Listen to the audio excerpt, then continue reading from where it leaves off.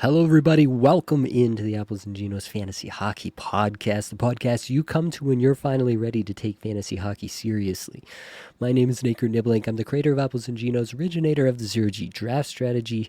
In this episode, Blake and I are going to talk about some of the biggest hot shots and have nots of the last couple of weeks. Let's get it.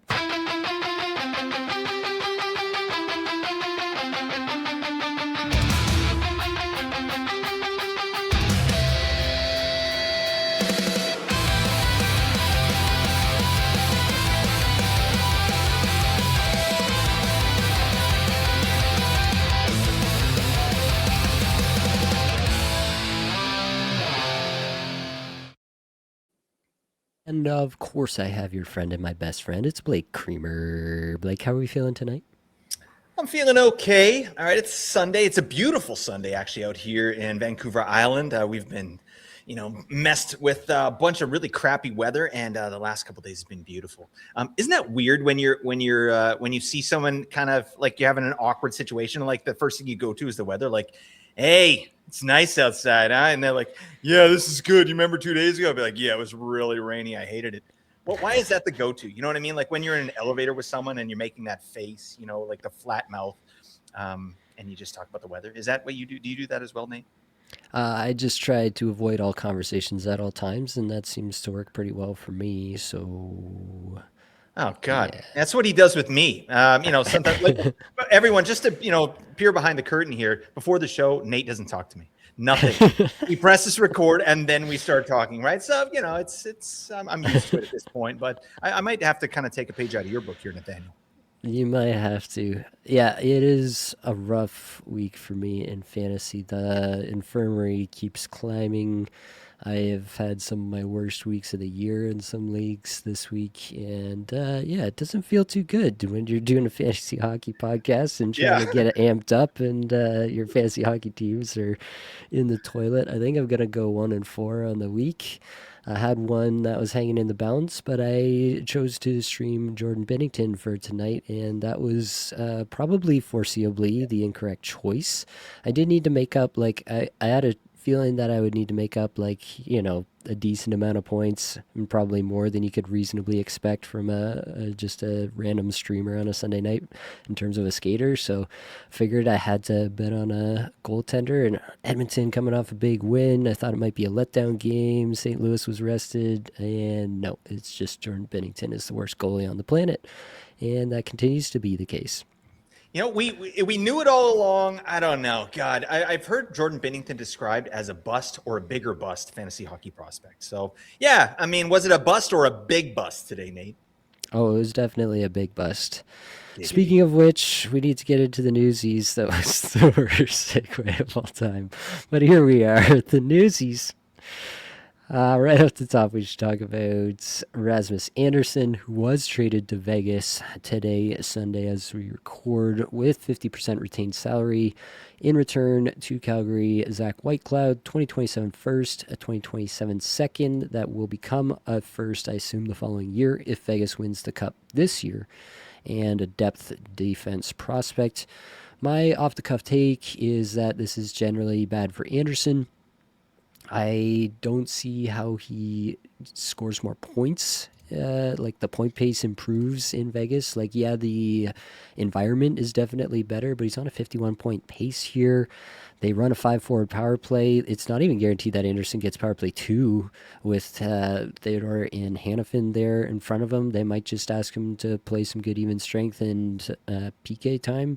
Like, yeah, there's a few scenarios in which this actually looks pretty bad for Anderson moving forward, and I don't really see a big time ceiling one for him, unfortunately. On the other end, talk to me about what you see in Calgary. We've been talking about Zane Parekh and his potential to come back. Do you think that it might be Zane Parekh time as of now, Blake? Yeah, I was having this conversation with someone earlier today. I think it's going to be Uyghur to start, right? I think that makes some sense. Well, like Zane Parekh, he's in the HL and conditioning stint right now, so we'll see when he does get up to the show here again. I think they'll probably ease him into it, but I do believe that it's going to be his sooner rather than later. And again, we talked about this on the Friday show, but this is something that you talked about a lot in the offseason, when the Flames kind of wheels start to fall off a little bit. Yeah, it could be Zane Parekh time. And I really think that is what's going to happen. So I like him as a spec ad. I mean, you don't have to rush out to get Zane Parekh, right? He's not even in the NHL right now, but as someone you want to keep an eye on, and certainly when he is called up, like, be ready to pounce, because yeah, I think we've seen proof of concept, at least in the World Juniors, that this guy is an extremely dynamic player. Whether that does translate to the NHL, especially this year, is still up in the air. But you got to bet on talent. And at this point in the year, if you can pick up a guy that's power play one with the level of offensive ability that player has, you got to do it. I tend to concur with all of that. Let's move over to Edmonton while staying in Alberta. Leon Draisaitl stepping away from the team for a brief leave to deal with a family matter back over in Germany. He is expected to return later in the week, so we can stay tuned for that. It doesn't seem to be bothering Edmonton at all. They're just racking up the goals on everybody regardless. Jake Wallman on the top power play with Draisaitl out is the one note of interest, I will say. So that's a nice note for Jake Wallman managers. Over to Buffalo, Josh Norris now listed as week to week with the ribs injury. Have to assume that means broken ribs. Not a fun time for sure. And by virtue of a cross check, like, I've never understood why cross checks are a penalty but are just widely allowed. Like, it is literally the simplest call to make. If you hit somebody with your two hands on the stick like that, like, it's so simple to make this call, but they just don't enforce it, or when they do, it's pretty up in the air as to when they do and when they don't. So anyway, that's just a side rant for you. Also in Buffalo, Alex Lyon close to a return, practicing in full. That could spell a little bit of a three-way monster there for Buffalo for a little bit. Yes, I did correct my train of thought there. Hey, what? It's definitely a threesome in net there in Buffalo, folks. Definitely. But I do wonder what they're going to do here. I could see it going a few ways. Jarmo Kekalainen was quoted when he took over as general manager, like, they need to figure it out. Like, it's not a good thing to have three guys up at the NHL level all the time and not getting starts and stuff like that. So I do think that they will do something. But if that something is trying to trade Alex Lyon, then they might need to start him a couple times to, like, kind of dangle him as trade bait. So yeah, we could see something just kind of weird over the next few weeks here in Buffalo in terms of the goaltender starts. So something to be aware of there for sure. Over to Chicago, Frank Nazar was practicing in a normal jersey here on Sunday. Won't play Monday, but the beat reporters that I was following are thinking maybe Thursday he could be back in the lineup. So keep an eye on that for Chicago. Teuvo Teravainen, no timeline to return yet, so keep him in IR plus or let him go. He's definitely just a streamer level player at this point, unless you're in a deeper league. Matthew Tkachuk and Brad Marchand are getting closer, which could basically mean anything. I will just kind of wait and believe it when I see it. It would be nice to have Tkachuk in a couple places where I have him stashed, but yeah, we will wait and see. We're not going to get much out of Florida, I feel like, until it's happening, so not surprising that we aren't. Over to Toronto, William Nylander expected to miss at least Monday's game, maybe more. Again, not a lot of info. Maybe we get some more on Monday here, but at the moment, that's the expectation. In St. Louis, Dylan Holloway returned to the lineup here Sunday. At the time of our recording here, he has done a whole lot of nothing, as has the rest of the St. Louis lineup here against Edmonton. I do think we may need to temper some expectations. A lot of players, when they come back from ankle sprains in particular, it's just a really tough thing to get your feet moving, to get your skates moving, and to trust your ankles, I think, as well. So it has been an injury that we've seen guys struggle to come back from in the past. I'm thinking of Mitch Marner in Toronto was a pretty highly publicized one where he came back from a high ankle sprain, didn't look himself for a long period of time. So something to keep an eye on there with Holloway as he works his way back. Hallmark in Ottawa is practicing. They desperately need him. Did you see, Blake, the comments from Jake Sanderson over the weekend? Pretty surprising. I don't like it. Obviously, like, he's right. There's no question there. Like, Levi Merilainen's been god awful. Like, second worst goalie in the league besides Jordan Binnington, right? So, I mean, that's not high praise. That's low praise. Okay. So yeah, it's surprising, but it's true. But how do you, like, I don't know. How do you sort of repair that in a dressing room? Like, do you think that that was really a shot at Marilinen, or was he kind of more of just an off the cuff, like maybe not as intentional sort of jab? Yeah, I don't think he like premeditated that he's going to come out there and take a shot at his backup goaltender, but I think he's just frustrated, to be quite honest with you. Like they like everything under the hood actually looks quite good for Ottawa, and the defensive environment especially looks really good even over this last stretch of games, and they've just been unable to win because the goaltending has been so bad. And it's not even like Allmark has been better, really. Like, I mean, he's been better. It's been hard to be worse. Yep.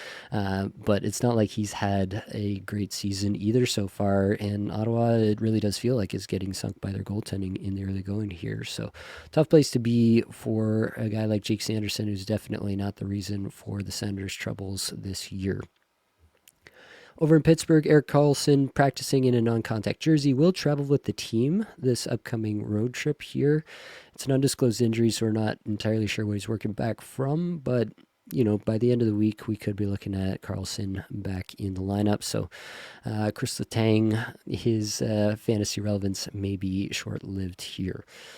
And lastly here, Tom Wilson, likely back Monday. Cap sent Brett Leeson down to Hershey of the AHL. So obviously that opens up the roster spot for a potential return for Tom Wilson. So looks like the most likely scenario is that we will get Tom Wilson back in our lineups finally here on Monday. All right, Blake, we've made it through the Newsies. Are we ready for some hot shots? Oh yeah, buddy, this guy jacks you up. All right, let's get into it. Mark Stone, Jack Eichel, Thomas Hertl, Mitch Marner. You can throw in Pavel Dorofeyev. Vegas in general has been popping off as of late on the offensive side. Mark Stone, 4 goals, 10 points in his last 5. Jack Eichel, 4 goals, 11 points. Thomas Hertl, 3 goals, 8 points. Marner, 3 goals, 7 points. And Dorofeyev, 4 goals, 6 points. And this is pretty sustainable stuff almost. Like, maybe not the 2 points a game from Stone and Eichel, but like they're doing the thing. Like Eichel is second in shots per 60, 12th individual expected goals for per 60, 9th on ice expected goals for per 60. Stone is 15th in that metric. Hertl and Marner are 61st and 80th in on ice expected goals for per 60. Dorofeyev is 65th. Dorofeyev is shooting. Mitch Marner is shooting as of late, 46th in shots per 60, 19 plus minutes a night over this last 5-game stretch. Dorofeyev's at 34th. Honestly, like, what's not to love about what Vegas is bringing to the table right now? Yeah, I mean it's they're approaching wagon status, right? They got two kind of 3 solid lines like going here. You got a guy like even Braden Bowman, sorry, and Holtz and Reinhardt been putting some points on the board as of late too. Like everybody's kind of chipping in, but that power play too. Vegas power play is really keeping that floor just rock solid, right? They're second best in the entire league. Really, really rocking it right now. I mean, Vegas in the last 5 games, according to Mark Barber's 18 skaters expected goal model, they're in the top 10 in expected goals as a team at all strengths. So really doing the thing. But you know what I love? I love that Jack Eichel's shooting. This is something we talked about in the offseason. I think we got right. Mm-hmm. It's like, yeah, with Marner over here, and I don't know that it's because Marner is there, maybe on the power play a little bit. But yeah, just Jack Eichel is a great shooter and he's really doing the thing. And then, yeah, you got a healthy Mark Stone all year. I think we really got to give this guy's flowers. He's an unbelievable play driver. I was looking at some statistics here early on before in prep for this show. And Mark Stone, according to Corey Schneider's All 3 Zones data, he's number 2 in the track data in scoring chance assists per 60 in the entire league behind Leon Draisaitl. So it's Leon Draisaitl, then Mark Stone doing stuff out there, setting up scoring chances at will. And I think, yeah, a healthy Mark Stone is really, really cooking with this team. And then you add Mitch Marner to the spot, and we're cooking. Yeah, I agree with all that. I do think like Stone is definitely overproducing in terms of the point base on the season. So he has missed some time, right? Like he's 31 games played, and then I believe Vegas has played 47 games on the season. Nobody at me. Yeah, 47 games this season. So I mean, the 124-point pace is not going to stick around. He's shooting 24%, 17.4% on ice shooting percentage. It's not going to be that good for the entire season, but no doubt he's been unbelievable. Jack Eichel is shooting a lot, but still the shooting percentage remains down at 10.9%. But that's kind of where Eichel lives, like this 11, maybe 12-ish range. And so I don't think it's going to get much better there in terms of the goal production, but definitely like 115-point pace. I don't think that's too crazy for Jack Eichel in this current setup. So that's something I could see sticking around. You got to Hurdle at a 73-point pace. His underlings are insane on the season. 11th individual expected goals for, 25th on ice expected goals for. I could see him sustaining a good chunk of that. Marner, 89-point pace, maybe a little bit down from where you're hoping for, but that's at least sustainable in my eyes. And then you got Dorofeyev at a 35-goal, 63-point pace on the season now, and that looks pretty sustainable to me. So overall, have to be pretty happy with what Vegas is bringing to the table. And like we said, that could be a situation that is good for Anderson, at least at even strength with him coming to the fold there. The problem is just the lack of power play time, lack of exposure to these guys on that lethal power play, which is a huge chunk of what these five in particular are getting done. And so that's where I have some qualms about Anderson coming over. Let's move over to Nashville. Let's talk about Ryan O'Reilly, who's got 3 goals and 7 points in his last 5 games. 21 minutes a night for O'Reilly. 215 shots per 60, 187 individual expected goals for per 60. That's never been his game. 181st in on-ice expected goals for per 60. It's obviously not terrific, but on the season now, it's a 27-goal, 75-point pace for Ryan O'Reilly. On the season, he's 101st in on-ice expected goals for per 60. What do you think of O'Reilly? Obviously, Nashville is playing a bit better. They had that 7-3 win over Colorado in Colorado there this week. That was obviously a huge game. So what do we make of O'Reilly given the kind of newfound success for the Predators? Um, it's interesting with Ryan O'Reilly because I'm not the biggest fan of the player. Obviously, he's doing really well right now, and it's based largely off of efficiency, right? I mean, he's shooting almost 19% after shooting 14% last year, right? He's got some points shorthanded, which he didn't have last year. Power play stuff is looking okay for O'Reilly as well. I just think it's kind of regressing to the mean a little bit, but we're extending it over 2 seasons. Like, I mean, geez, Nashville was so bad last year and very unlucky as well. And I think, they're getting some good bounces here. Obviously, when you got Stamkos, he already has 20 goals, I think, which is just great to see, right? Like that's a gaping hole in the lineup when you got a guy that should be scoring 40 goals, got, whatever Stamkos got last year, right? It was really rough stuff. So they're starting to go a little bit. And we talked about Nashville in the offseason, kind of featuring some of their younger players. And I think, the development of Luke Evangelista has really been helpful for the Predators here. Ryan O'Reilly in particular, right? Because he's playing together. He's got Philip Forsberg on one side and Evangelista on the other side a lot of times out there. And they're not necessarily, tilting the ice in Corsi 4, but they're making up for it with some efficiency and some really good puck possession numbers. So I like Ryan O'Reilly. 75-point pace seems high to me.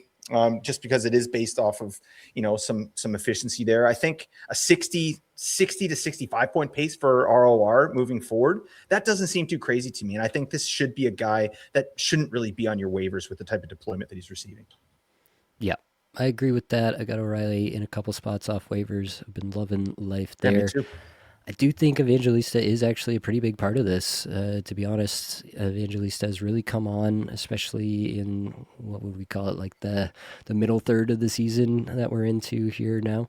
So yeah, I really do think that is part of the puzzle that's really coming together for O'Reilly at the moment. I do agree he's running a bit hot, and so I do think there's probably some regression coming. But Yeah. it wouldn't surprise me if he maintains something closer to a 70-point pace for the rest of the year, given the chemistry that they seem to have found there. All right, let's move over to Boston. We're going to talk about Boston as a team a little bit later, but Pavel Zacha, basically ever since I said I didn't believe in anything he was doing, has been doing a lot of stuff, including a hat trick there in that big 10-2 win against the Rangers the other week. but he's now got 4 goals and 7 points in his last 5 games, 16 minutes a night, 101st shots per 60, 115 individual expected goals for per 60, 133 in on ice expected goals for per 60, 24 goal, 60 point pace on the season. So was I just completely off my rocker about Zacha, or do you think that this is just a hot stretch that'll go away, Blake? I think it's probably a hot stretch that's going to go away. I think that's the reasonable answer. There's a lot of talent on this Boston team, which is, it's weird. Boston, we're either all in or we're not. We're like, they're freaking terrible. They can't do anything. And we're like, now they're world beaters. They're just going off. And right now it's swinging pretty high the other way. And you got a guy like Zacha who's putting some points on the board, and he's doing it away from Pasternak, which is really interesting. He's playing, I think he's playing with, I'm just looking up here, Arvidsson and Mittelstadt. Yeah. So Arvidsson is actually playing really well. Recently, he had a massive game the other night with like 10 scoring chances, like on 10 shots. Like he's starting to do Arvidsson things. That's a player that you and I have both been in on at times, just as kind of a player of interest. And I think a healthy Arvidsson playing with Zacha and Mittelstadt is a fine facilitator. I think, that's a well-constructed line, and they're getting away from the top defenders on the other team, and they're doing it with some efficiency here. So, do I think it's going to sustain? No, but I mean, Zach is on a 60-point pace. I could see him hitting 60. He's done that before. And we'll see. I think Boston's going to be, they're looking to add to the lineup here before the trade deadline. So we'll see what kind of pieces come back. And we'll see if Zach is still even with the team, right? Like, this is a guy that has been in trade talks to go the other way, right? For if Boston's trying to, add to their team. So we'll see. But right now, I like Zacha. This is an offensive player. He's got some talent, but based on the underlying numbers, like, he doesn't really generate shots and chances at a rate that we're, feel comfortable with, that he can sustain this. I think it's just a hot streak that's probably going to go down a little bit and even out. Yeah, I think that is the most likely scenario, but I will say, like, in these last 5 games, 101st in shots per 60, 115 individual expected goals for per 60, 133 on ice expected goals for per 60. You contrast that with, on the season, he's at 314th in shots per 60, 287 individual expected goals for per 60, and 181 in on ice expected goals for per 60. Now, he's shooting 18.9%, 13.8% on ice shooting percentage. Those are numbers that are probably going to regress. But if the underlying rate stats are improving here, and potentially some more even strength ice time, there are paths to 60 points for Zacha for sure. I still tend to disbelieve it. I still tend to disbelieve Boston in general, which we'll get to, but I have to give the man his props. Ever since I called him out, he listened to this show, big listener of the show. Shout out Pavel Zacha, and I apologize. You are obviously one of the GOATs. Let's talk about Ryan McLeod, stay in the division there. Couple goals, 6 points in the last 5 games, almost 18 minutes a night. Underlyings, obviously he's not a big shooter, 332nd in shots per 60, 259 individual expected goals for per 60, 137 in on ice expected goals for per 60. A little bit more interesting there in terms of Streamerville with Ryan McLeod. Was playing with Jason Zucker and Jack Quinn. And obviously, like, we know the story of Buffalo in general. It's been a little bit by committee. Like, Tage Thompson had a big week, but prior to that, it had been a lot more by committee and different people stepping up on different nights. So at this point in time, is McLeod still just streamer status, or do you think this hot stretch could mean, another step to come for this guy? He's still not that old of a player, right? Like, it's ostensibly possible that we could see just a level up in general from this guy. Yeah, I don't see a level up happening. I feel like the level up that he did achieve was just with the coach's confidence, right? This is a guy that Lindy Ruff is happy to have out there in the last minutes of games, like defending a lead or, winning faceoffs. Like, he's a very good 2C, I think, on this team. It just works really well for him, and he's got the coach's confidence. His line last game, Jason Zucker, Jack Quinn, they got 2 goals. I mean, generated, a decent amount of shot attempts as well. It's just, it's not a player that is offensively like we can rely on offensively. I think he's going to be one of the top streamers for Buffalo out there, right? Buffalo has a good schedule. I think we're looking at Ryan McLeod because he does play shorthanded as well. Sometimes he's able to do stuff there. He's got 4 shorties on the year, 5 shorthanded points. So That's really nice. And he got 6 last year, so he might even smash that number. That tells you kind of, I think, all you need to know about Ryan McLeod and what he brings to the table, right? He's reliable defensively. This is the guy on that line. He's the guy retrieving the puck in the defensive zone and breaking it out to the wingers, right? So it all just sort of, he's kind of reliant on the shooting percentage of his wingers, right? Jack Quinn and Jason Zucker, and those guys have been doing pretty well as of late. So I think it could just as easily fall off, though. At the end of the season, he probably will be at the 50 to 55 point mark. And I think, yeah, very valuable streamer. Yeah, tend to agree. Just a streamer at this point. I don't see a level up here in any of the underlying stuff, but he is just always going to get that 18 minutes a night, I feel like, because he's so valuable in what he brings to the table, shorthanded. Yeah, just being a really valuable middle six center for that Buffalo team. Over in Calgary, we have Connor Zary showing up, 2 goals, 6 points in his last 5, just under 17 minutes average time on ice, 22nd in shots per 60, 8th individual expected goals for per 60, 33rd in on ice expected goals for per 60. Those are some nice numbers under the hood. Last game was playing with Nazem Kadri and Matvei Greedon. And I mean, with this Calgary team, we're talking about it with Perek. Like, are they going to lean on the young guys? Like, if Zari's going to get hot, he might just get a boatload of ice time, and they might just let him run and say, what can you do with it?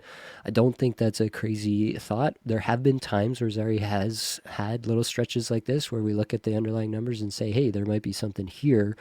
And I don't want to discount that possibility. I also think it's just going to be really hard for anybody in Calgary to sustain anything for fantasy. That being said, this little stretch does have me perking up my ears a little bit. Yeah, and as it should, right? I mean, there are 3 guys, maybe 4 guys that I'm interested in just watching on Calgary. It's Matt Coronado, it's Farabee, it's Morgan Frost, and it's Connor Zary, right? And I think the hope is one of them will just take the ball and run with it, right? It hasn't exactly happened yet. I think Coronado is still the guy there kind of on top of that heap. But it's like you said, it's nice to see those metrics kind of popping out for Connor Zary. But I mean, you contrast that with what he's been able to do on the season. It's not close, right?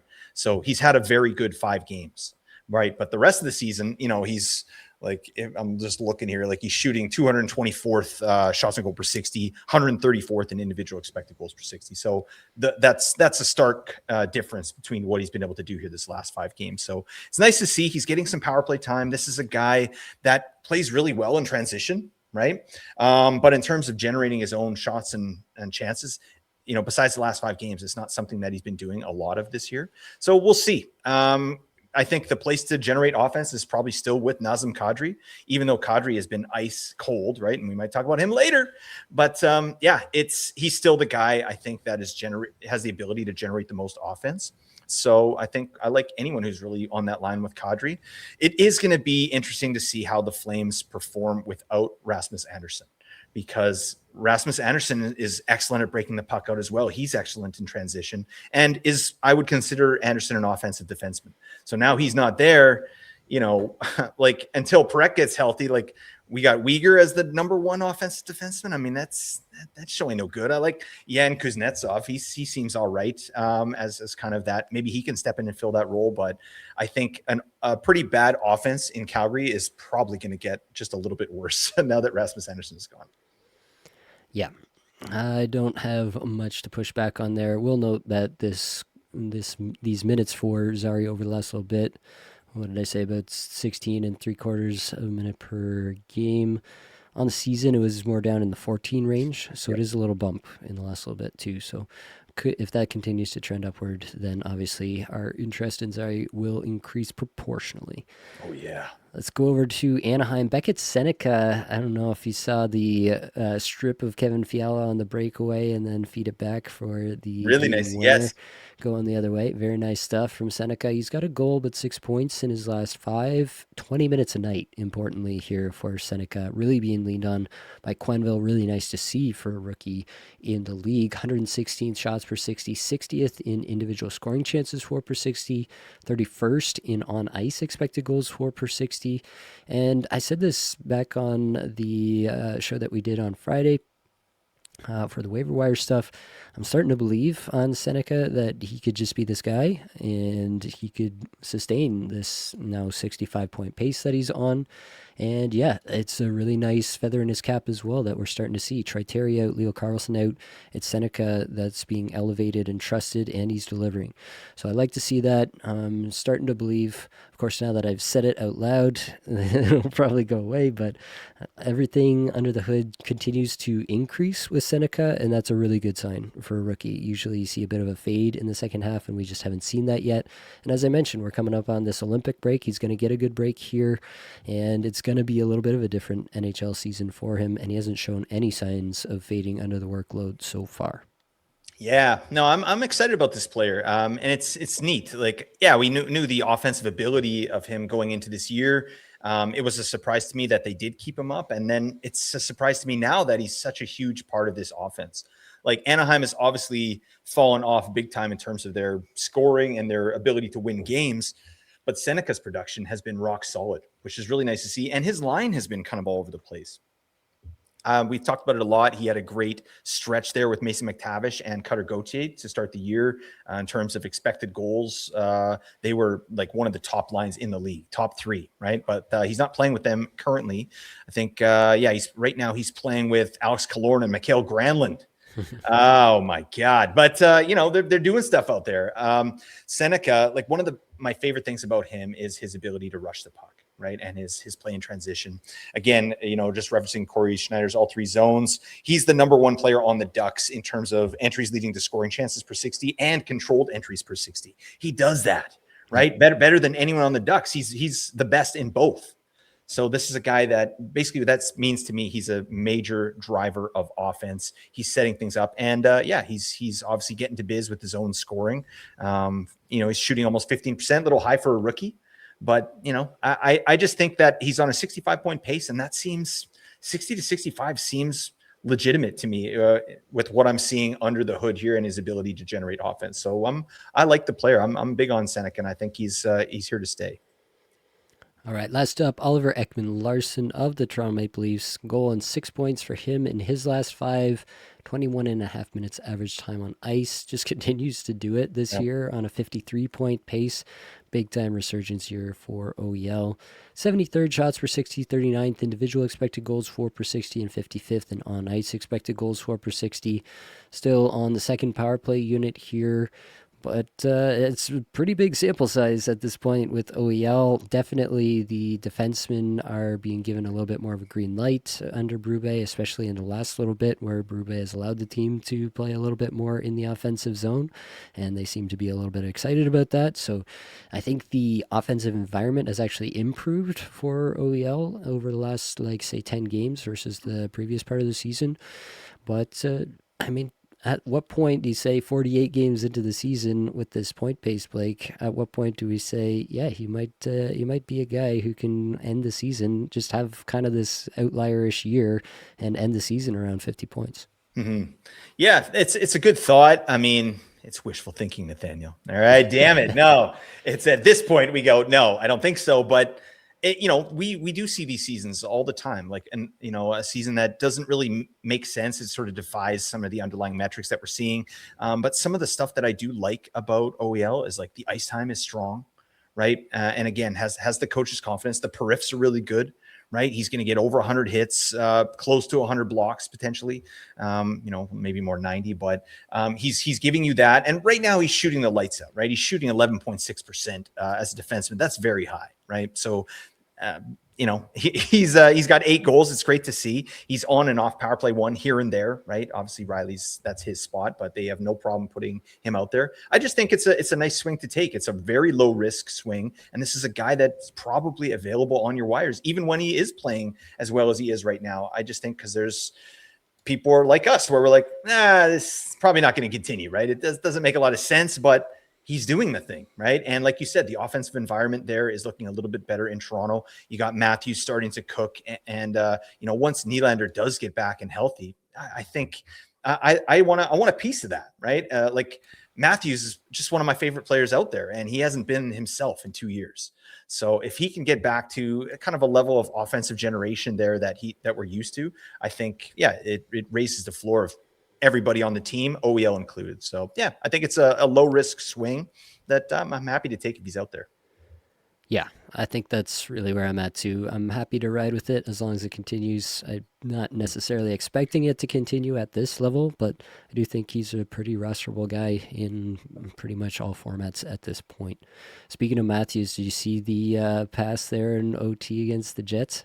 Yeah, I saw it. This man's amazing. I mean, I feel so bad for the Jets. I don't know. Why do I feel so bad for the Jets? Like it seems like, yeah, they were so good last year, and then yeah, it's just like the tale of two teams. But yeah, Matthews is an absolute unit. I love that player. Yeah, I think it's a good sign for Matthews and for the Leafs in general when he's able to lock up, like it's Connor Hellebuck. It's not just any goaltender. He locks up Hellebuck completely and then makes a pass. Like Hellebuck Yeah. had no belief that Matthews was ever going to pass that puck, and he just put it right on a tee. So that was fun to see as a Leafs fan for sure. All right, Patreon plug. $2 a month tier gets you Apples and Ginos Patron League APL eligibility. We'll put you on the wait list. If we got a spot open, you'll be in there. The Apples tier, $8 a month, gets you that APL eligibility. Also gets you access to patron-only Discord channels and patron-only live shows. Blake is planning a live show for the patrons to talk about playoffs, and we'll probably do a playoff show maybe during like the Olympic break just for the general audience, but the patrons are going to get that first. So if you want to get some insider scoop info on how to win your playoffs, then definitely check that out. Show notes, including show notes for this episode right here, and the Apples and Ginos player evaluation tool, which you can use, and looks a little something like this. If you're with us on YouTube, look at Rasmus Anderson and what he's been able to do this year and make your own prognostications about what he might be able to do there in Vegas. All right, Blake, we're on to it. Ready for some have-nots? I'm ready, buddy. Let's get the biz. All right, have-nots. Off the top, I want to talk about a couple of Avalanche wingers. So Nichushkin showed up on this segment last week. We don't necessarily need to rehash a lot of stuff here, but you would have kind of thought, Landeskog out, that at least one of these two guys would be going, right? Like it would be working. In the last game, it was Lehkonen that was up there on the top power play. They have kind of gone back and forth a little bit. Brock Nelson has now pretty much established himself as a fixture there, at least for the time being.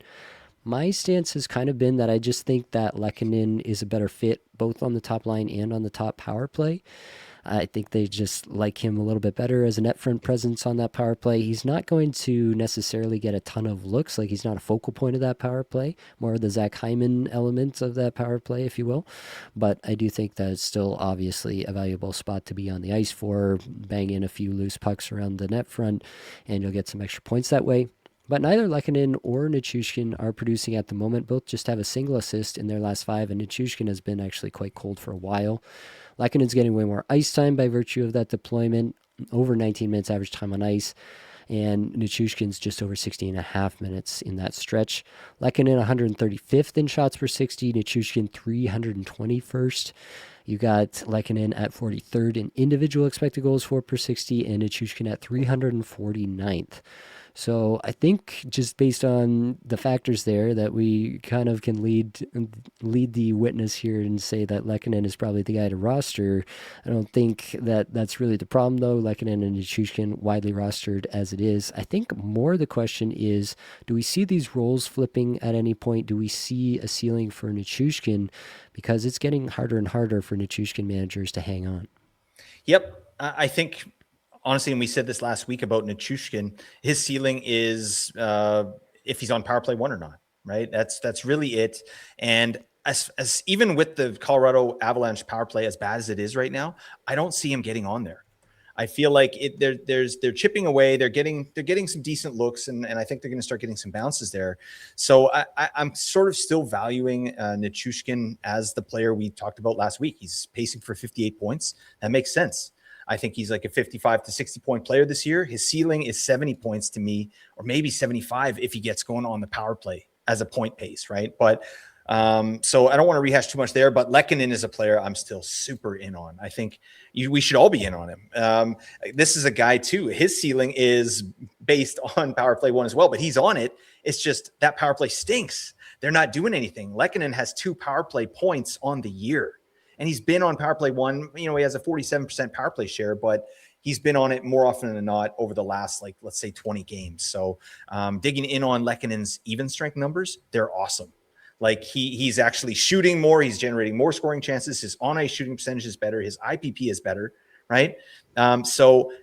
And he's pacing for 62 points, which is great, right? That's right in his wheelhouse. But the power play performance, god awful. So it's one of those things that I'm actually kind of happy about. If you have Lehkonen, like, just hang on and be excited about it, because if that power play ever gets going, which it should, right? Like, how can it not? It will, by the end of this year, get out of the basement, right? And at least be a middling power play, like a 15th or better power play. I don't even think that's a hot take. And when it does, those points are just icing on the cake for Arturi Lehkonen. So I think that, this is a player I'm excited to have. And I think he's probably going to be closer to 70 points by the end of the year. Yeah, I don't have too much to add there. I think I have some concerns with Nichushkin, more like in the way that I have had concerns with lots of other players who I think are good players, but it's just a matter of how long do I have to hang on to the player to get the goodness. And that's pretty up in the air for me at this point, especially with these underlying numbers. If the underlying numbers were better and the production just wasn't there, I would still be preaching just hang on. But with the underlying numbers being as bad as they are for Nichushkin individually, that's what's really given me a lot of pause on Nichushkin. I don't think I can fault anybody for moving on from him at this point, especially if you got to have wins right now. All right, next up, Sean Monahan. He's got no points in his last 16.5 minutes average time on ice. The advent of Rick Bowness is of interest here. Bowness did have Monahan there in Winnipeg and seemed to like him a fair bit there. Monahan was playing with Kent Johnson and Boone Jenner, and then the second power play unit. So again, it's maybe not the most exciting spot for Monahan, but do you think there's any life under Bowness for a guy like Monahan? It's too early to say, unfortunately. Like, the good thing is Monahan's not like a game-breaking player, right? It's not like, I need to know what to do with Sean Monahan. Like, you could drop Sean Monahan today and he'll probably still be on the waivers, next time you go to pick him up. He's just not that kind of player.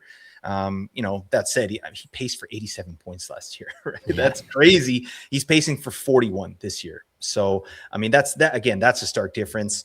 I do like, his line currently. What do they have him? What does Bowness have him with? It's like Boone Jenner, Kent Johnson. I love it. Yeah. He's giving Kent Johnson some minutes. Thank you, buddy. We need him back out there. But that said, I mean, in Columbus's last game, they got caved in terms of, Corsi against. So Pittsburgh was tilting the ice out there. It wasn't a great showing, but Monahan, this is also a guy, if you remember, I think it was a month ago or something where, when he was injured, it's like, he's playing through injury every single night. And sometimes it's going to be too much for him. So I don't think we're not getting full Monahan here. You know what I mean? I think we're getting a guy that's, probably like 85%, and he's able to do stuff out there and be valuable, but it might not translate to fantasy success this year. So I don't think you need to hold on to Sean Monahan by any means.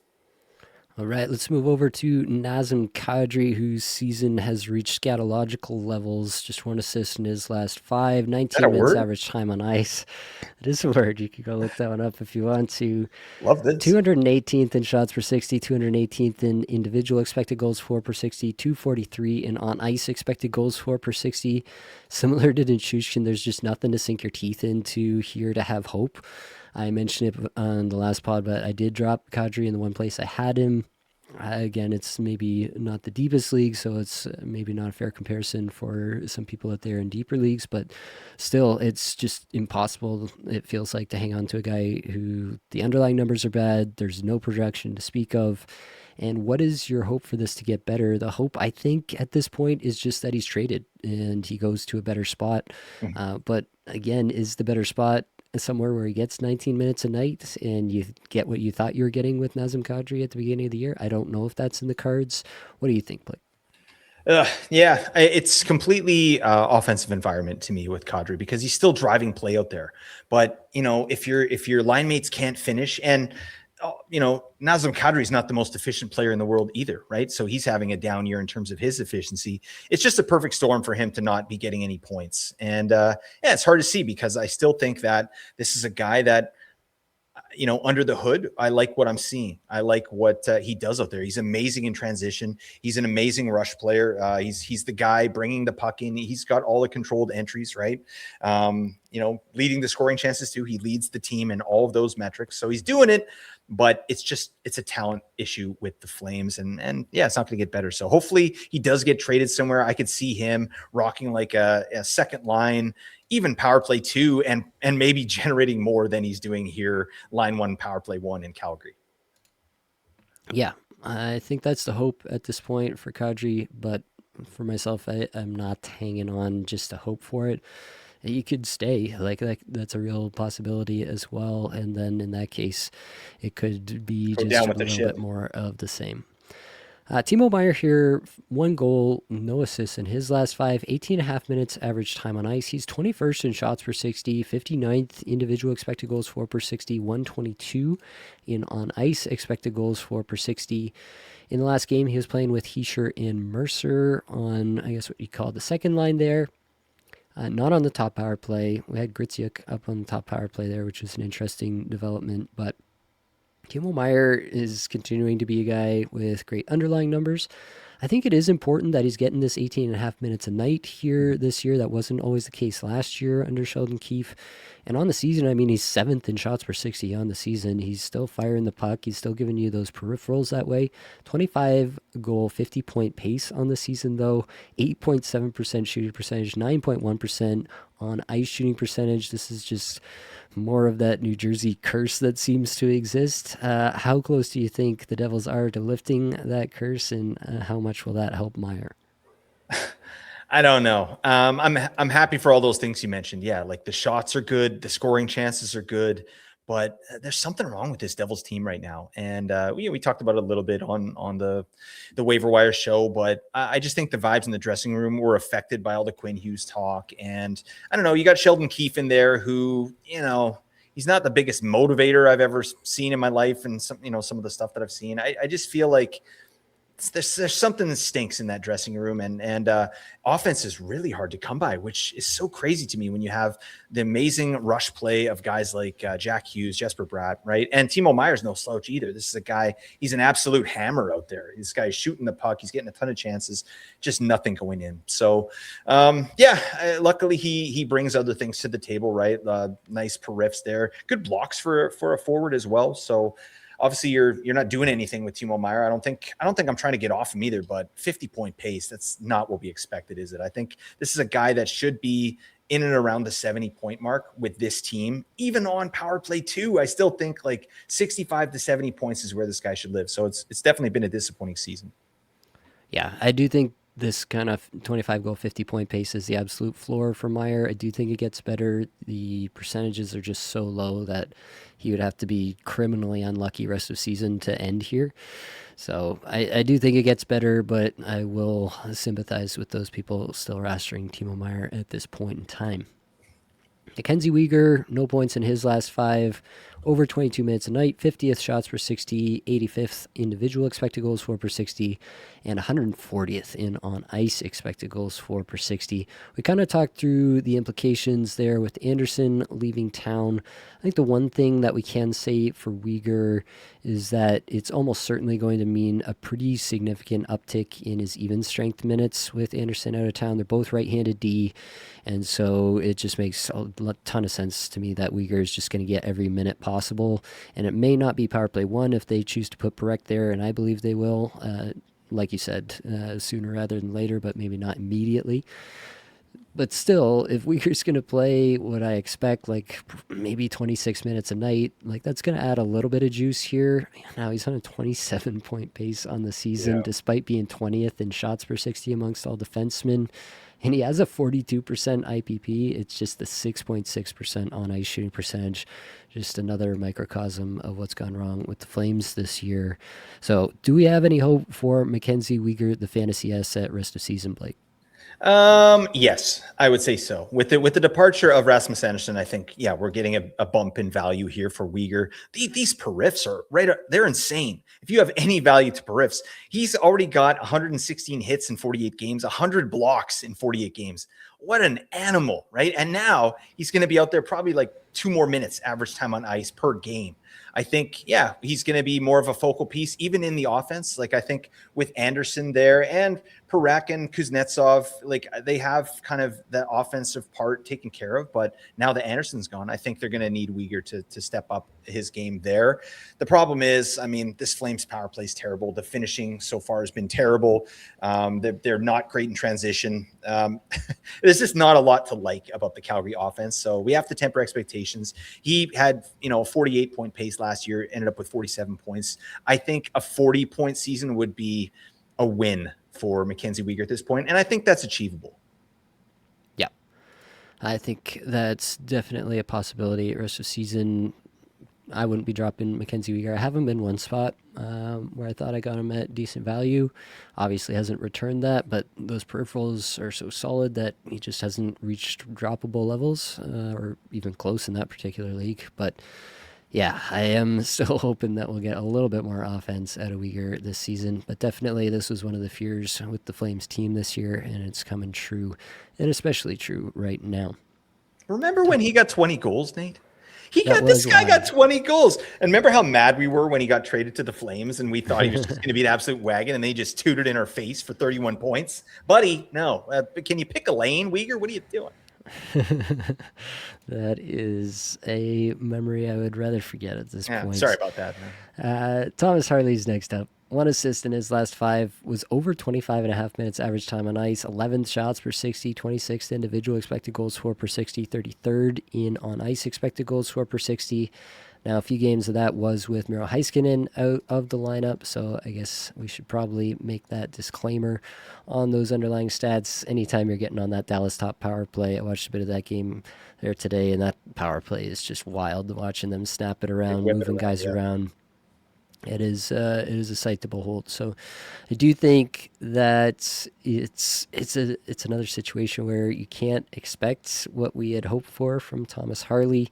He did play 23-25 in the game here today. Heiskanen had 23-48. And yeah, he's going to get minutes, but those minutes are going to be second power play minutes. They are going to be minutes where he's dragging around the corpse of some other defenseman who's barely NHL caliber in most games. In this game, it was Nils Lundqvist. I think that is really affecting Thomas Harley at this point. I think the Stars are probably going to take a run at a partner for him, because obviously Lindell's playing with Heiskanen there, and that's a really solid pair for them, but they really need to shore up that top 4 with one more body, I think. And if they can get that, then I think there is a chance, especially if they get a shutdown, like stay-at-home guy, that Harley can start to use a bit more of his offensive upside. They can start to make those transition plays with a little bit more ease, and he can actually rely on somebody else back there with him. That's my hope for Harley. I honestly am running out of a lot of expectation that that's going to happen for him this year. 36-point pace on the season now, and that's with a 41% IPP, which remains decently strong. 11.8% on ice shooting percentage, again, decently strong. I'm just starting to think that the environment, which I do think is actually pretty largely due to the other defensemen that he's had to have with him all this time, I do think that the environment is holding him back a little bit from the heights that I thought he could hit even as a power play 2 guy. So tell me where you're at with Harley, and do you see it getting better from here?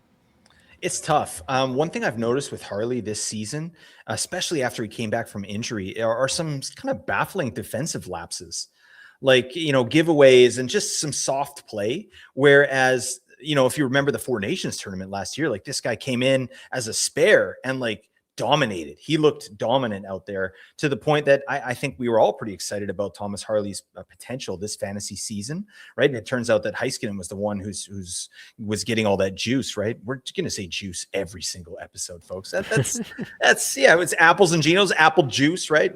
Gino juice, is that? Who the hell's Gino? There's something there. I don't know. I keep thinking about that Philly reporter. I'm sorry. We're not going there. All right. But I think that I'm wondering if he's still kind of getting his legs. I know he's been back for a while, like early December, but he hasn't looked like the same player to me. And, Dallas team environment at 5-on-5, it hasn't been that great. They've been kind of mid in terms of expected goals and actual goals, right? Their finishing hasn't been great. This is a team that's been really buoyed by their elite power play, right? That power play has been going off. They're third best in the league in conversion there, and Harley's not on it. So I think, yeah, all that said, I'd like to see like a 40-point kind of pace rest of the season. I think that he should get 40 points, right? He's also been really, inefficient with his shooting. This is a guy that should be a double-digit defenseman, and he's got 2 goals right now in 37 games, shooting 3.5%. No. All right. So I tend to think that he's still not 100% healthy. And because he's making some strange decisions out there. Maybe it's just a young player still developing and kind of taking one step back before he takes like 2 steps forward next season. Yep. Oh, that's totally possible. Hoping for the best for Thomas Harley. Last one here, Justin Falk, 1 assist in his last 5, just under 22 minutes, average time on ice, 17th shots per 60, 56th individual expected goals for per 60, 84th in on ice expected goals for per 60 over the last 5 games. 19 goal, 38 point pace on the season for Justin Falk. He's been a nice surprise for fantasy managers who have had him this year, largely due to that goal pace and some decent shot numbers, 43rd in shots per 60 amongst all defensemen on the season. He's been kind of one of the better fantasy players on St. Louis, really. But now it seems like things are slowing down, maybe some percentages coming back down to earth. He's still rocking a 12% shooting percentage and a 47% IPP, which are both very high for a player like this. Where are we at with Justin Falk, and how much leash would you give him if this continues on over the next couple weeks or so? I don't know. I have him in a spot. It's a deeper league, so I'm not dropping him, right? Like he's getting power play 1. The periffs are decent. But again, massive efficiency. He's got 11 goals on the year. He's shooting almost 12%. Very similar to like OEL, right? We talked about Oliver Ekman-Larsson. I think, like this guy's a little bit of a better version just because he brings a bit more to the table, a little bit more ice time, but it's kind of in the same tier to me. So I'm not dropping him, but I'm also not expecting what he's done so far to continue. I think he was running hot. It's regressing to the mean a little bit. 37-point pace. That sounds right to me, especially with this team. You know what I mean? Like the Blues are really bad. I think they're going to be, sellers here. We'll see what this team even looks like, at the trade deadline here. Falk as well, like he's not a play driver at all. Like he's more of a utility guy. He does what he does well, in the defensive zone. But his offense is really reliant on big efficiency and his teammates, efficiency, right? So I don't think those things are things I like to rely on for fantasy. So with that in mind, I think expect him to continue to plummet. All right, there you have it on Justin Falk. Oh, yeah. If we did not manage to talk about a player that you want to hear about, make sure you join me live on YouTube every Monday at 8:30 p.m. EST. I live stream the Puzzling Players. You can get your players in the comments there, and we can talk about it then. Let's dig into a little segment we like to call the environment. This is where we talk about some things that are surrounding the players that we roster in fantasy and what that might mean for them moving forward. And I think that we'd like to lead it off with Utah. They're 7-2-1 in their last 10. In the last 5 games, they're 3rd in all strengths expected goals for and 1st in 5v5 expected goals for. They've really been doing stuff there. On the flip side of that, though, they are 29th in opponents expected goals for at all strengths and 27th in 5v5. So it has been a little bit of barn burner hockey that the Utah Mammoth have been employing as of late. On this season, though, their numbers look really, really solid. In terms of expected goals for, they're 6th in all strengths, 2nd in 5v5. Their opponent expected goals for 12th in all strengths and 12th in 5v5. So this latest stretch, what do you think that Utah's trying to do here? Do you think it's just a hot stretch in terms of the expected goals? Obviously, Logan Cooley not in the lineup currently, and they're still getting a biz in terms of generating all of these expected goals, at least in their scoring, and they're winning games, despite I think Vejmelka having to catch a few bullets here in terms of the opponent's expected goals for. Do you think it's sustainable? Do you think that they continue lighting it up for fantasy? I would tend to think that this level of offense is sustainable. Maybe not number 1, right? But they should be Right. a top third team in the league in expected goals for, right? This is a great rush team, right? They generate a lot of chances. And I think, like you mentioned, Karel Vejmelka, I think that's a big reason why they're winning some games here. This guy is stealing some games for them. He's allowing them to play this barn burner style where they're giving up a lot of chances against as well, right? And they've got the talent to kind of win those type of games, especially if they're getting good goaltending. Plus, and we hated this for fantasy, but they put Dylan Gunther down on the third line with the Italian stallion Michael Carcone and Jack McBain. And now, of course, Gunther's starting to put the puck in the net as well. Lawson Krause has become more fantasy relevant. So this is a great team for fantasy. And I feel like, yeah, they should be an upper third team in the league in terms of goals. So I feel good about that. I also want to mention, if you're watching on YouTube, we got the slide wrong. It says, what is wrong with you? Okay, no, there's nothing wrong with these players, all right? The question really is, Nate wrote that, and he wrote it about me, and we're still trying to figure out what is wrong with me. Nate, do you have any ideas what might be wrong with me? I mean, feel free to, be honest. I mean, we're already at the hour mark. I don't want to make this a 3-hour podcast, so we should probably... That's fair. Yeah, we'll save that for another time. Part 2. All right, let's continue on and talk about another team here. San Jose 7-3 in their last 10. I don't think this is on a lot of people's radar as a team that nobody's really expecting to do well, but they're currently sitting in the last playoff spot there in the Western Conference.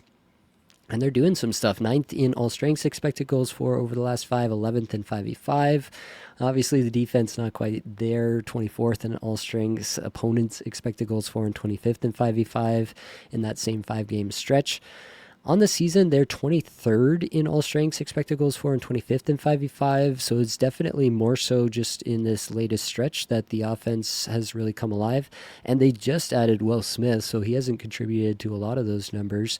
Do you think that they're figuring something out here? Do you think it's just a hot stretch? Should we be starting to take San Jose seriously, at least in terms of creating real fantasy offensive environments for maybe not even just the Celebrini line, but now with Will Smith back, can they have 2 scoring lines that we should be actually interested in for fantasy?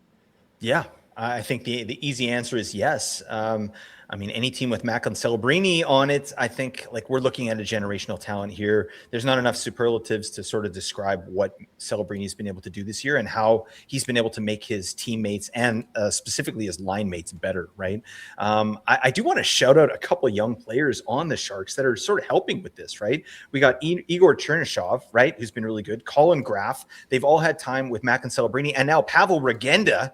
My God, like you want to see something funny, go to any advanced analytics site and, just type in raw, like, what per 60 numbers, like Pavel Regenda is going to be like one of the top guys in terms of offensive generation, right? He doesn't play a ton, but I mean, he's a really good offensive player, and he's been taking advantage of playing with Mac and Celebrini. So it's this team, their cupboards are stocked. It's crazy. And they already have Celebrini that seems like he's good to go already. So it reminds me of Utah in the way that they, it's run and gun hockey. They're going to need some goaltending. They're going to need to make sure that their finishing is like they're finishing every chance basically. But the sky's the limit once they sort of sort out maybe like a bottom 6 sort of defensive style, and then get some better defensemen like Orlov. Sure, that's fine. Liljegren's been playing okay, but yeah, you got Klingberg playing like 23 minutes or 4 minutes. Like it's not great for defense, right? So I think this is a team on the come up, and we should be excited. And I do expect them to continue to score. Dougie Hamilton, where you at? Let's go. Down. All right, let's move defense, over. Maybe. Yeah, let's move over to Pittsburgh. 6-2-2 in their last 10. In the last 5 games, they are 4th in all strengths expected goals for, and they're 7th in all strengths opponents expected goals for. So they're heavily tilting the ice in their favor in terms of the expected goals for in these last 5 games. Really good stuff there. On the season, they're very middle of the pack. 16th in both all strengths and 5v5 expected goals for.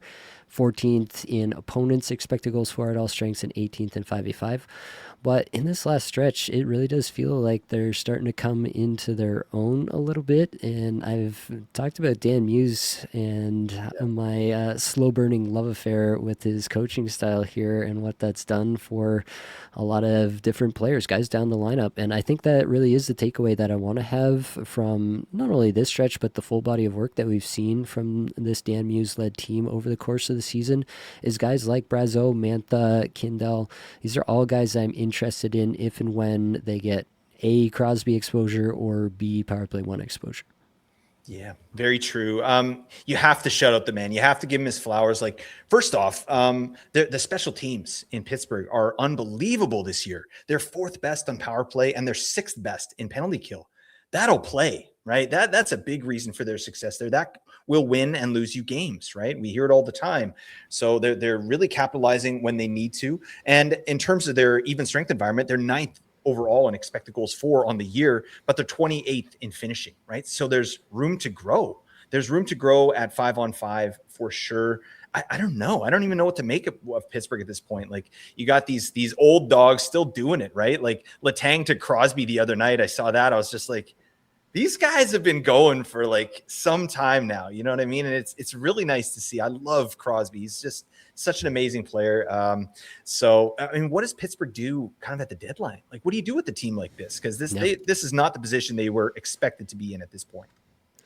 Yeah, currently sitting in that 3rd spot in the Metro. And, I mean, the Caps are right behind them. The Flyers are not that far behind them, but they're going to make it tough on anybody. They're not an easy out in any game right now, and I really do think that there is something there for fantasy. Definitely you're going to have to be getting bigger minutes, but Mantha, Brazeau, these guys are killing it in limited minutes, and anytime those minutes go up, I want to be interested.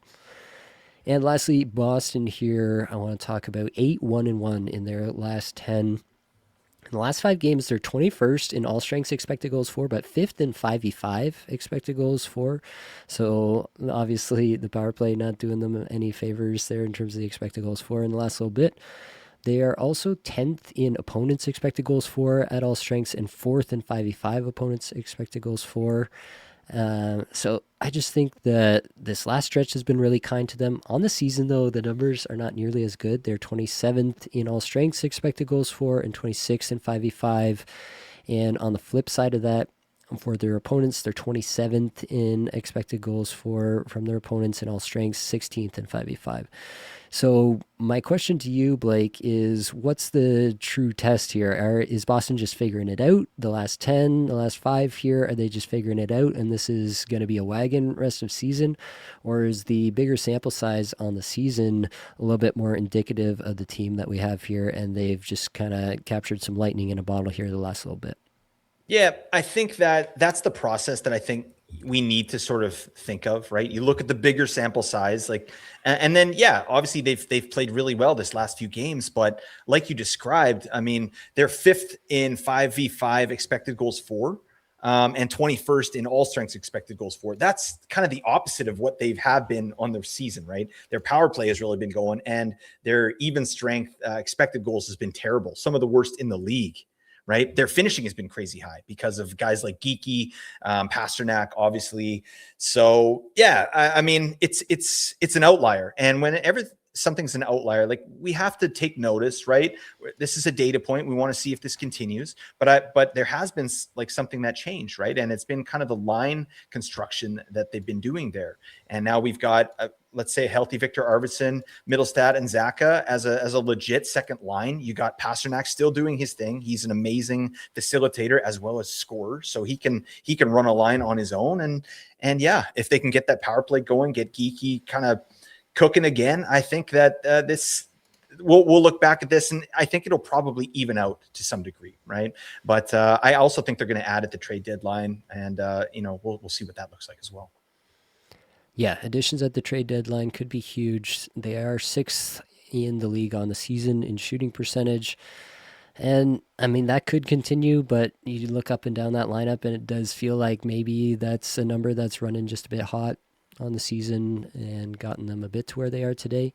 But definitely this last stretch has me feeling like it's one thing to be lucky for the first part of the season, but sometimes you're lucky first and then you're good after. Mm-hmm. Yeah, and it's definitely a possibility that that's what's happening in Boston. So I want to leave the door open to that possibility. I think the betting money is still a bit on the side of that they do some regression here over the back half of the season. All right, moving on to Under the Hood. I really want to talk about Jimmy Snuggerud. This is a guy that I called as a sleeper at the beginning of the year, so I will make that disclaimer that this is a guy I've had my eye on and want to be right about, obviously. Coming into tonight's game against Edmonton, last 10 games for him were 16 minutes, 29 seconds average time on ice, only a couple goals and 4 points, but 28th in shots per 60 at 11.2 and 12th in individual scoring chances for per 60 at 13.5. The on ice stuff is where it falls off, 171st in on ice scoring chances for per 60. In the last 5 games, though, 18 plus minutes average time on ice, goal and an assist there, 7th in shots per 60 and individual expected goals for per 60, and 35th in on ice expected goals for per 60. His ice time has come up in a big way in the last little bit here. And even in this game here against Edmonton, where obviously they're losing by a fair bit, I just checked the in progress game log there on Natural Stat Trick, and I think there's about 5 minutes left when I checked it. He had 6 individual scoring chances for in this game as well, so it's not like it's slowing down even in a bad game for the team. I think that this is a guy with shooting talent. He's exhibited that before at the college level. We even saw it in the playoffs last year, came right into the playoffs and showed us that he could hang there, especially in terms of that shot and bringing that to bear in an NHL game.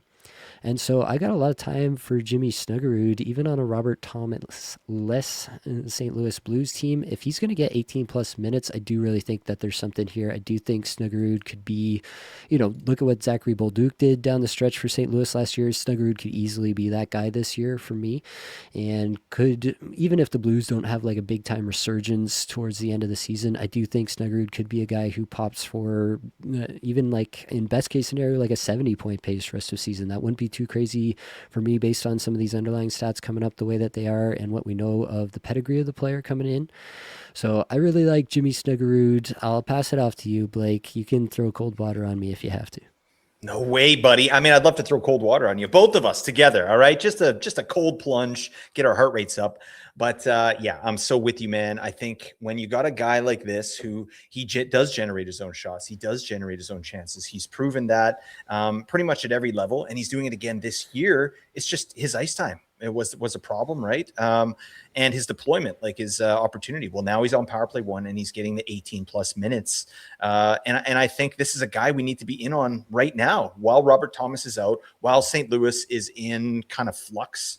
I think this is a guy they're going to trot out there and give a decent amount of opportunity to. And this is a guy that can actually do something with that opportunity, right? Whether he's able to finish his chances, right? I mean, you look at the talent level of the Blues, it's not really great, right? So I would expect, him not to be that efficient. I would expect his on-ice shooting percentage to not be that high, but he's going to get every chance to do something. And I think this is a really good shout. I think he could have a really big second half of the season. Jimmy Snuggles, the titular member of the Hold Me crew from the Waiver Wire episode. Snug life. All right, let's close things out with a recap of the head-to-head streamer Deathmatch. Oh, yeah. Yeah, unfortunately, this is going to be the long-awaited and almost forgotten Blake win here. So I'm up 8-5-1 on the season, but Blake did take Vasily Podkolzin. I saw he even had a goal here tonight, so he's adding to the total. And an assist, there you go. I had Jake DeBrusk, and that's all you need to know about that. Next week, Blake's got Matt Zuccarello, which is obviously a terrific pick, and should not be available to us under 25% rostered, but somehow is due to whatever inane people are running fantasy hockey leagues out there. But I've taken Andrei Burakovsky, and we'll see who emerges victorious this week. If you've made it this far, you should probably check out the description of this episode and click the link there to join the Discord community. 2,000 plus fantasy hockey managers talking fantasy hockey all day and all night. If you could, while you're here, like, rate, review, subscribe, comment, all of those things really do help us out, and we appreciate every single one of those interactions we get. That is going to be all that we've got for this episode, though. Hopefully it brought you some value and helps you get a little bit better at fantasy hockey today. All the advanced stats you heard today came from Natural Stat Trick and 18 Skaters. Blake referenced some good stuff in terms of the microstats there from all 3 zones as well. Many thanks to Matt Creamer for supplying the music for the podcast. That's it, folks. Much love.